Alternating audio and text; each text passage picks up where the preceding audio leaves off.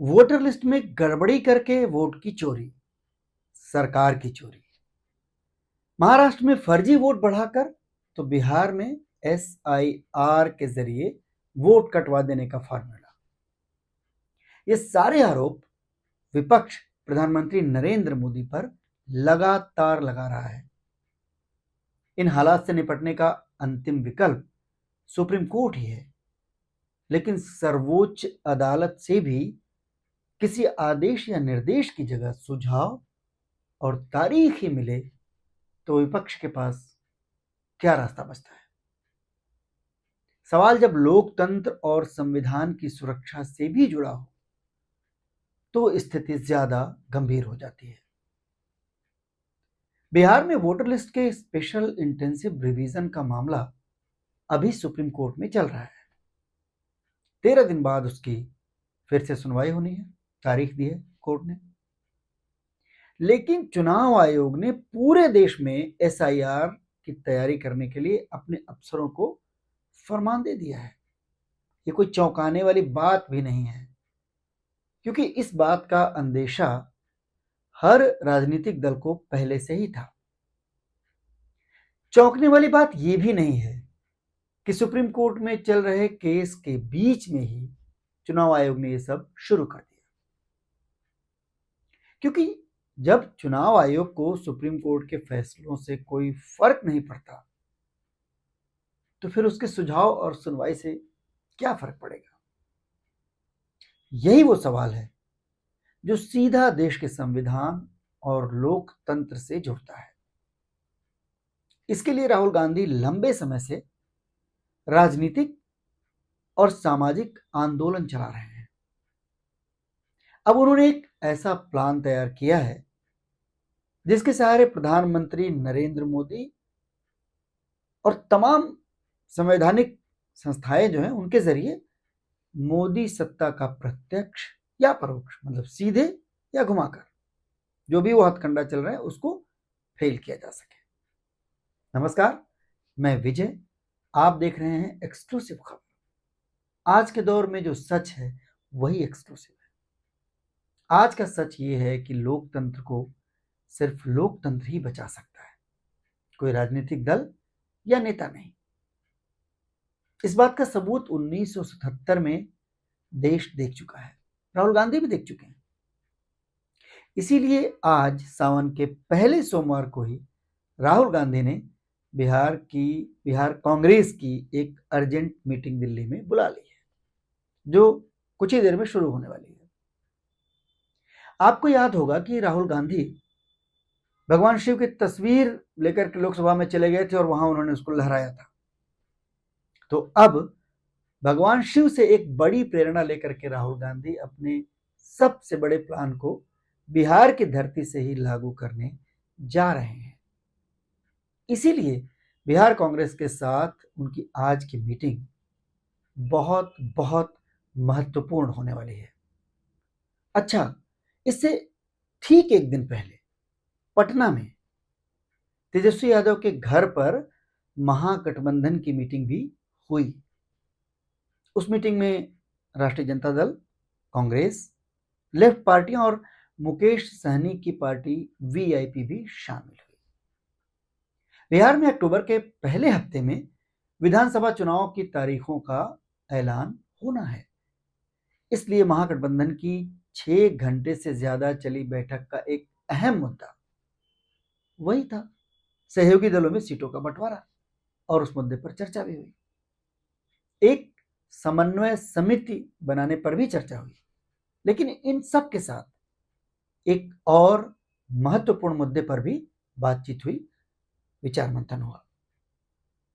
यह मुद्दा चुनाव आयोग के SIR के बाद की तस्वीर से जुड़ा था।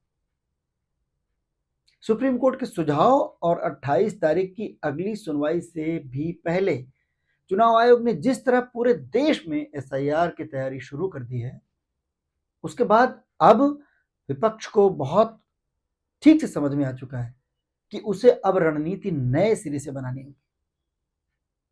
विपक्ष की नई रणनीति के तार राहुल गांधी के नए प्लान से जुड़ते हैं, क्योंकि ज्ञानेश कुमार के एसआईआर का निशाना और मकसद बिल्कुल साफ साफ नजर आता है। विपक्ष का सबसे बड़ा अंदेशा यह है कि अगर सुप्रीम कोर्ट ने मतदाता सूची के संशोधन पर रोक नहीं लगाई तो बिहार में बड़ी संख्या में एक खास वर्ग के वोटर्स, खास वर्ग के मतदाता मतदाता सूची से बाहर हो सकते हैं। ये अंदेशा राजद सांसद मनोज झा का भी है और बिहार विधानसभा में कांग्रेस विधायक दल के नेता शकील अहमद खान का भी।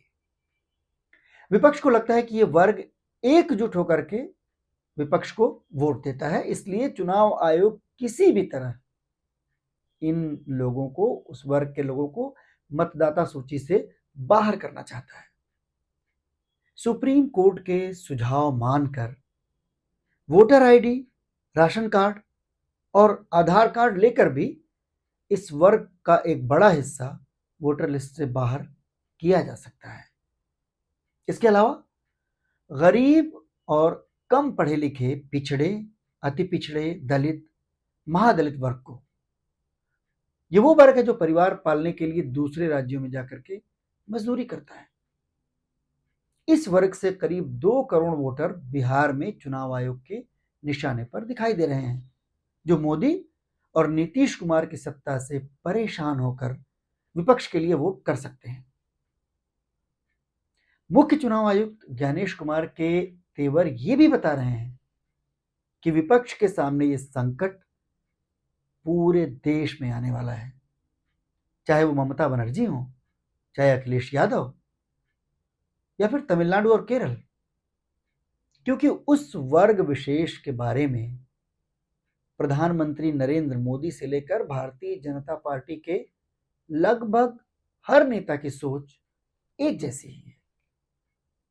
प्रधानमंत्री जी तो उन्हें कपड़ों से पहचानने की बात कर चुके हैं।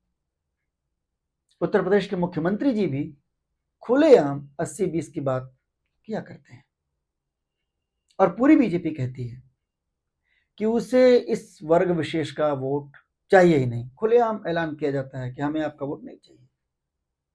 मोदी जी सांसदों से लेकर के राज्यों में विधायकों तक उस वर्ग का प्रतिनिधित्व 0 है, 0। एक लोकतांत्रिक देश में जहां संविधान हर किसी को बराबरी का दर्जा देता है, जिस संविधान के आगे मोदी जी पूरी तरह नतमस्तक होकर के तस्वीर खिंचवाते हैं, उस भारत में सत्ताधारी पार्टी के ऐसे सुर और ऐसी सोच देश और संविधान के लिए कितनी घातक है, इसे समझना मुश्किल नहीं है। पिछले 11 साल के मोदी राज में बहुत कुछ आप देख चुके हैं। इन हालात को देखते हुए राहुल गांधी अब सुप्रीम कोर्ट के किसी संभावित फैसले से भी पहले अपनी रणनीति तैयार कर चुके हैं। फैसला तो आएगा, उससे पहले रणनीति तैयार कर चुके हैं और उम्मीद है कि बिहार कांग्रेस के नेताओं की बैठक में राहुल गांधी अपनी इस रणनीति को साझा करेंगे। राहुल गांधी बिहार में महागठबंधन से जुड़ी हर पार्टी को वही संदेश देंगे। राहुल के इस प्लान के बारे में उनके बेहद करीबी लोगों का कहना है कि चुनाव आयोग की तरफ से जिस तरह की धांधली की जा रही है और वोट बढ़ाने या काटने की जो आशंकाएं सामने दिखाई दे रही हैं, उनसे तो कांग्रेस ही निपट रही है।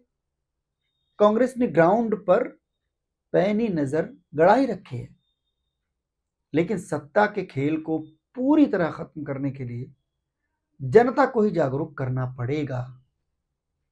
ये जागरूकता सिर्फ चुनाव आयोग की प्रक्रिया को लेकर ही हो ऐसा जरूरी नहीं है, बल्कि राज्य की बीजेपी और एनडीए सरकारों की नीतियों के खिलाफ भी जागरूकता लानी होगी।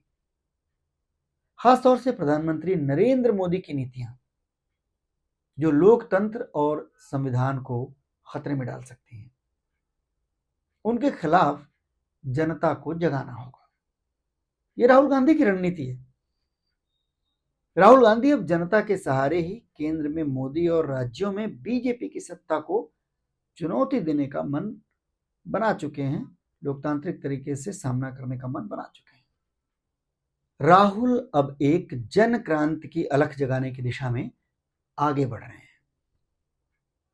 राहुल के प्लान और खुद को सत्ता से बिल्कुल परे रखकर उनकी जन क्रांति को कोई और भांप पाया हो या ना भांप पाया हो, लेकिन राष्ट्रीय स्वयंसेवक संघ के सर संघ चालक मोहन भागवत लंबे समय से उसे भांप रहे हैं।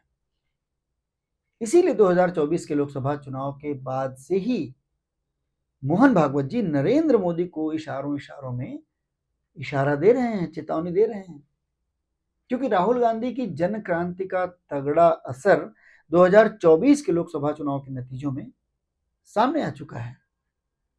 क्या कहा जा रहा था और कहां पहुंच गए। आरएसएस और भागवत जी ने इसे भांपकर सत्ता के उस चेहरे को ही बदलने के संकेत देने शुरू कर दिए जिसके खिलाफ राहुल गांधी की जन क्रांति का आइडिया है। लेकिन सत्ता के उस चेहरे ने, यानी प्रधानमंत्री मोदी ने संघ की सोच से ठीक उलट राहुल गांधी को ही निशाने पर ले लिया। इसके साथ ही राहुल गांधी के प्लान और एक्शन को मोदी जी सिर्फ सत्ता की नजर से ही देखते हैं, लिहाजा उन्होंने सिस्टम के सहारे सत्ता को कब्जे में रखने के तौर तरीके ईजाद कर लिए। लेकिन ऐसा करने से जनता के बीच मोदी सरकार के खिलाफ आक्रोश बढ़ने लगा है। इसलिए राहुल गांधी अब चुनाव आयोग के पैतरों से आगे बिहार की जनता को एकजुट करने के लिए कमर कस रहे हैं। इसके बाद बंगाल, असम, उत्तर प्रदेश और देश के दूसरे हिस्सों में भी राहुल गांधी अपने प्लान को आगे बढ़ाएंगे। आरएसएस और उसके मुखिया मोहन भागवत इस बात को भी समझ रहे हैं। इसीलिए एक बार फिर पिछले दिनों उन्होंने 75 साल में रिटायर हो जाने की बात कही। या तो मोदी जी इस पर अमल करेंगे या उन्हें ऐसा करने पर मजबूर भी किया जा सकता है, क्योंकि संघ से ऊपर कोई नहीं। या फिर इन दोनों परिस्थितियों से हटकर चुनाव में तमाम मुद्दों को पीछे छोड़कर नरेंद्र मोदी का प्रधानमंत्री पद पर होना ही मुद्दा बन जाएगा। और ऐसा हुआ तो चुनावी हिंदुत्व की जो डोज अब बेअसर होती दिख रही है, वो मोदी की कुर्सी के विमर्श से फिर रफ्तार पकड़ सकती है, जिसका फायदा बीजेपी को बिहार में मिल भी सकता है। लेकिन राहुल गांधी संघ प्रमुख के बयान के इस सियासी पहलू को भी समझ रहे हैं, इसलिए वो अपने लक्ष्य की ओर बेफिक्र होकर के बिना किसी चिंता के आगे बढ़ रहे हैं। आज यही संदेश वो अपनी बिहार टीम को देने जा रहे हैं और कल राहुल गांधी का यही संदेश पूरे देश में दिखाई देगा। इस राजनीतिक वातावरण में एक जन क्रांति की आहट आप भी अपने भीतर, अपने बाहर, अपने आसपास महसूस कर सकते हैं। बहुत बहुत धन्यवाद।